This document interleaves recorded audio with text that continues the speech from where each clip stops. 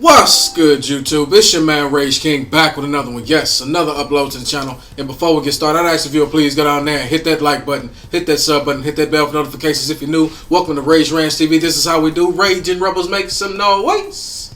And if you're new to the crew, welcome to the Raging Rebel Revolution. Now let's vibe. Y'all, the Houston Rockets fall to the Dallas Mavericks tonight.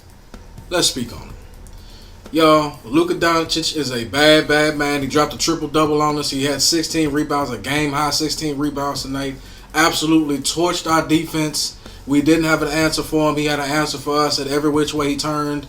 It was just an absolutely magnificent performance from Luka Doncic. In my opinion, one of the best young players in the league, if he's not already one of the best players in the league, bar none. So I'm gonna dive deep into it. You know, James Harden doing James Harden thing. James Harden did his thing. 21 points and 10 assists. You know what I'm saying? We used to having him around the 30-point mark, but 21 and 10 is not bad for any stretch of the imagination. You understand what I'm saying? Christian Wood, 23 points and 7 rebounds. He did his thing. Christian Wood coming along, being worth every bit of that $41 million contract that they signed him to. You understand what I'm saying? A surprise to me was John Wall with 14 points, 4 rebounds, and 4 assists.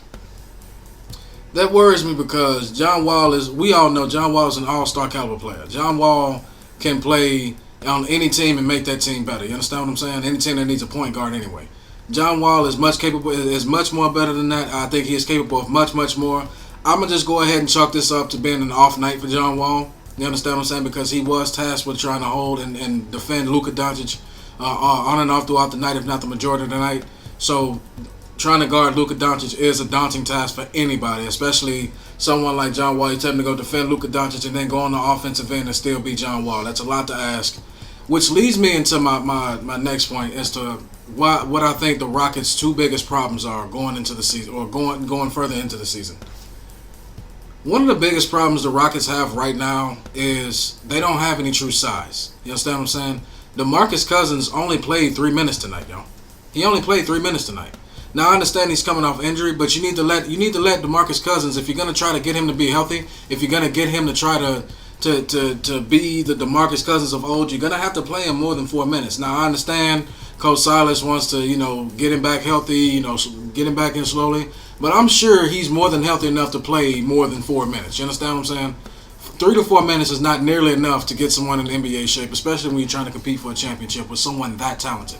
I'm telling you, I'm seeing bits and pieces. I am seeing little glimpses of the old DeMarcus Cousins of old getting to that rim and punishing dudes with the back down and then going up with absolute force. You understand what I'm saying? You have to let DeMarcus Cousins shine. Let DeMarcus Cousins get his shine. Let him play a little bit more. Give him a little bit more playing time.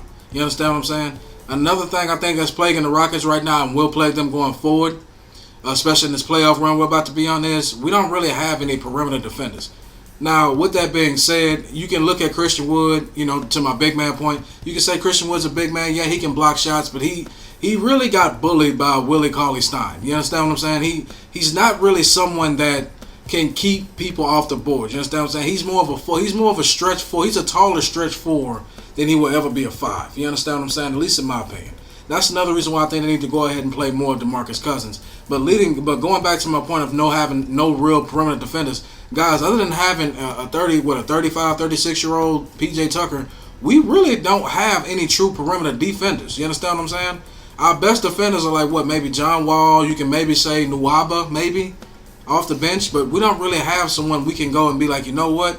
Against their best player, again, when we're on defense, I want you to go guard the best player and give him all kind of fits. We simply don't have that.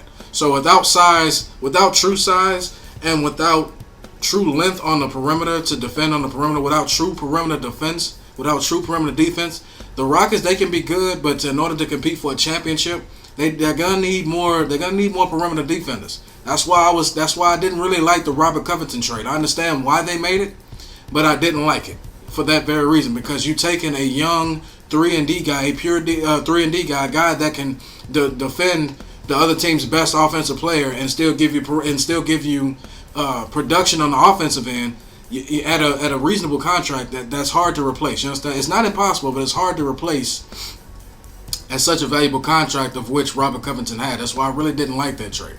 You understand what I'm saying? Because I felt like we didn't make the team stronger by getting. I can hear people now, well, we need a draft, we need this, we need that. but you find other players to trade for that. You really don't. You really didn't need to trade a talented piece like Robert Covington, because I think that trade is going to come back to bite us because we don't have any true perimeter defenders. You understand what I'm saying?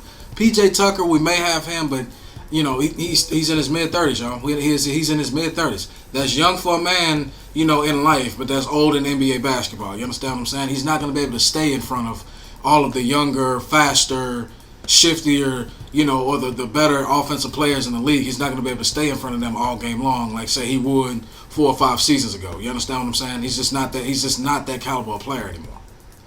So with that being said, that's my reasons why I think the Rockets lost. That's my thoughts on why the Rockets lost. Let me know in the comments section why you think the Rockets lost and how you think the season will continue to go going forward. My name is Rage King. I am out, and I'll be back later on with more videos, more commentary, more good content. Now, hashtag that enough said. See y'all later. Win, lose, or draw, it will always be and forever be Go Rockets. See y'all later and have a good night.